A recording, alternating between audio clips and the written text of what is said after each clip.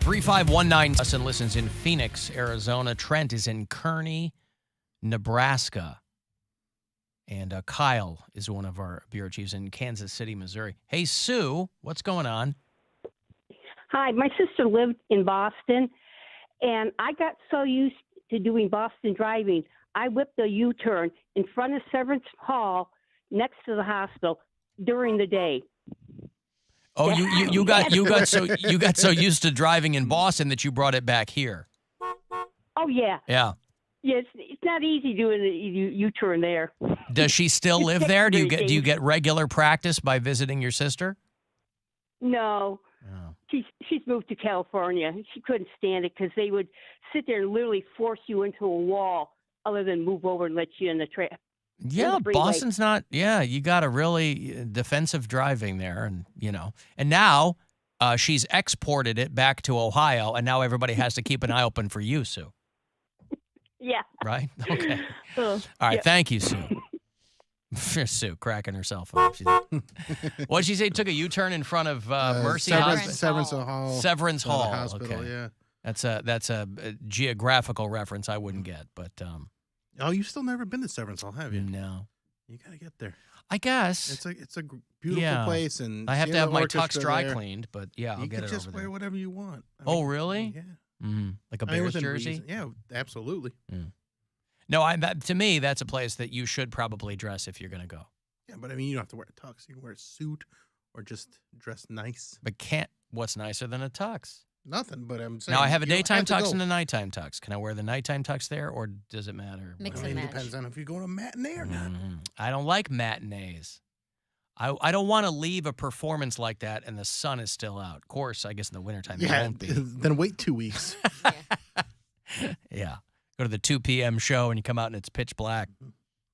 Everybody's asking me if I saw that video of the MAGA heckler who threw a beer can at this comedian. It's on the Jersey Shore, by the way. We were just there this summer for a week. And this happened. Uncle Vinny's. This happened at Point Pleasant Beach. We were up there for a minute. We were staying about 20 minutes south at Normandy Beach. But we took the kids up to a place called Jenkinson's Boardwalk, which is like across the street, a couple of blocks away from this comedy club. And this girl who I'd never heard of. Are you guys familiar with her? Like you've worked with her or know her? Stuff. I've worked with her several times. She's very, very funny. Ariel Elias. Yeah, she's a fantastic writer. I met her at the Cleveland Comedy Festival in like 2013. Well, this is the greatest thing that could have happened to her, at least for the time being, because the video went crazy viral, and so now they're talking to her on like cable news and all this kind of stuff. I think she's getting a Kimmel set out of it. There you go. I mean, listen, the Uncle Vinny's logo. It's got the L is a gun. Yeah. There's got gunshot graphics in it. You know, they're really leaning into New Jersey. They are. Hey, Uncle Vinny's Comedy Club. You know, Sopranos. Yeah, New Jersey. What's funnier than that show? That show is actually incredibly funny. The Sopranos. Yeah, but not like comedy club funny. I mean, it's, no, but it's still got a lot of very funny moments. So this girl Ariel Elias is up there doing a set, and I guess she was doing. Just some Q&A or crowd work or something, and somebody from the back, unprompted, asks her if she voted for Donald Trump. And this girl's like, I wasn't even talking about politics, you know. But those people always want to know. They always want to know. They always want to drag you into that conversation. I can tell by your jokes that you voted for Joe Biden. There you go. Well, anyway, I guess it's a guy and his wife, and they're drunk, and they're in the back or whatever. And so this girl just kind of continues a few minutes into it. There's a little bit of back and forth. And if you haven't seen the video, you can easily find it. I'm not going to play it for you because you probably wouldn't be able to hear it that well anyway. But they throw a beer can at her head. They're clearly aiming for her head. Luckily for her, it didn't connect, and it smashes into the wall next to her. And she's a performer, so she knows you pick that can up and you chug the beer.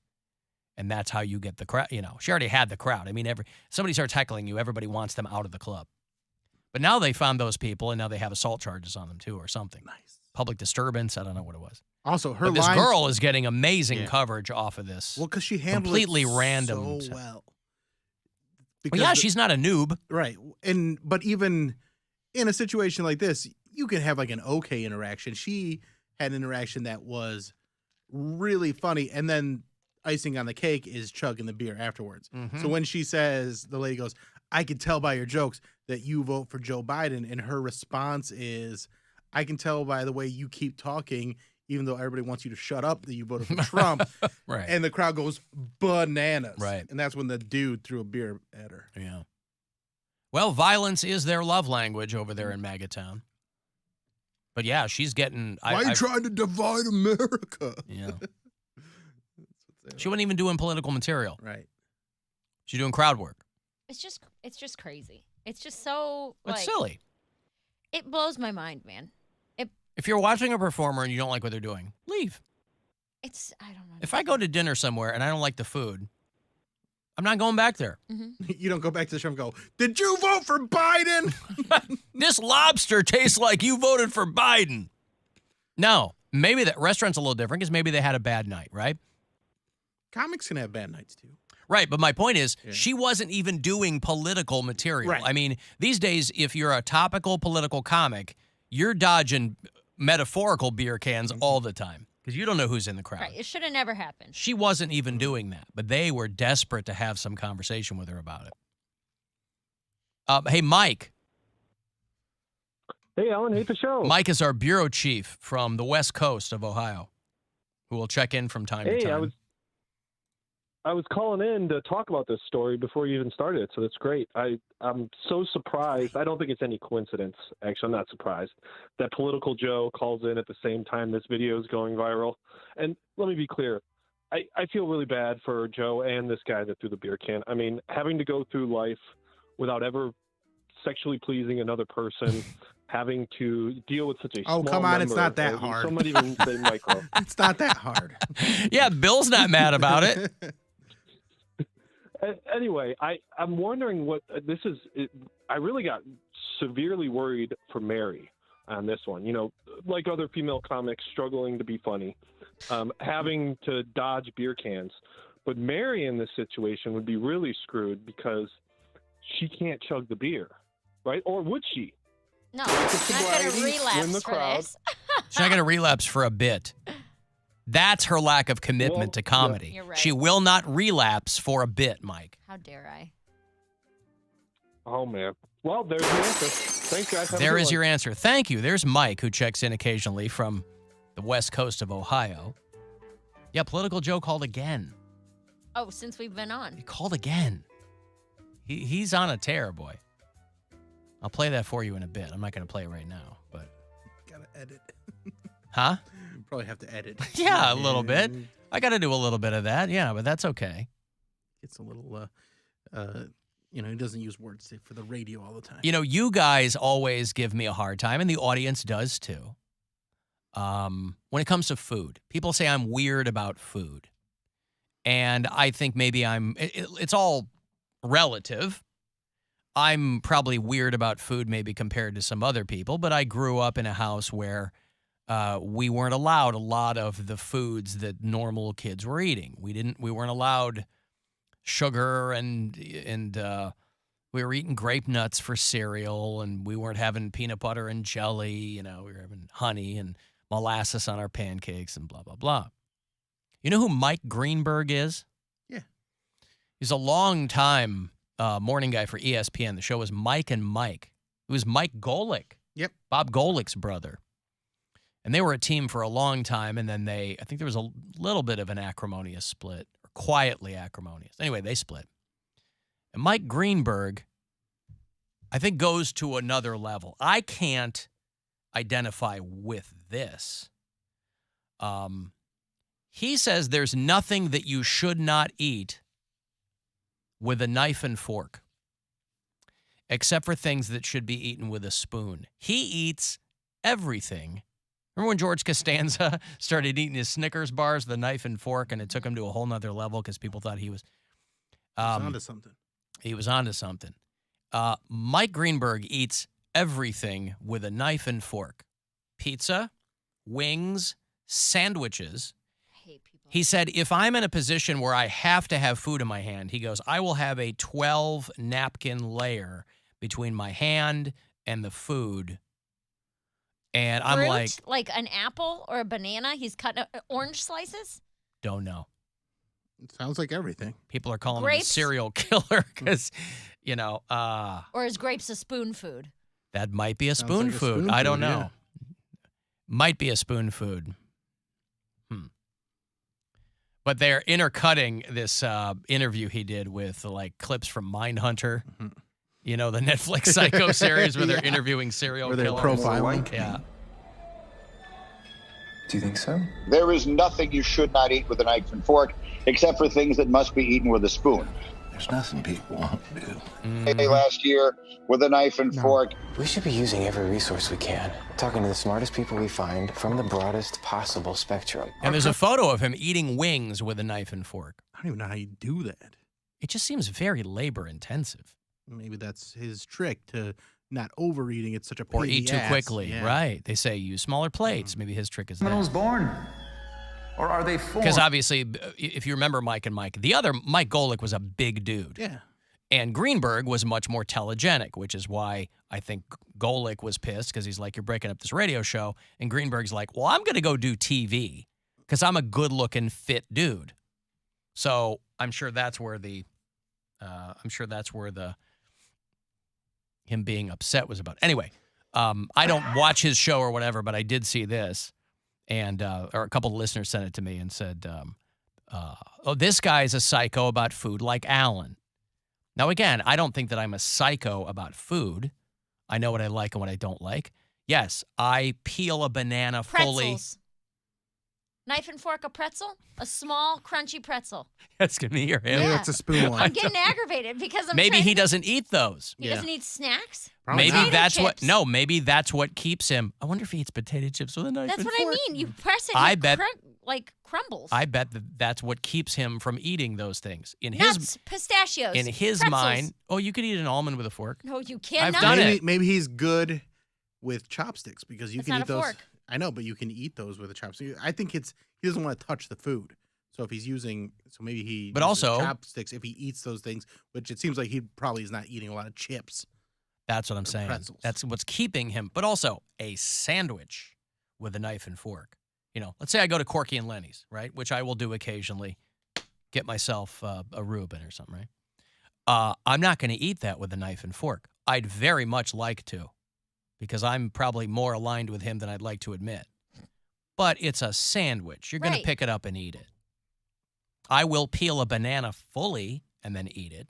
But that's mostly because I don't want to belabor throwing away the peel. What is something? Let's just get it off, throw that away.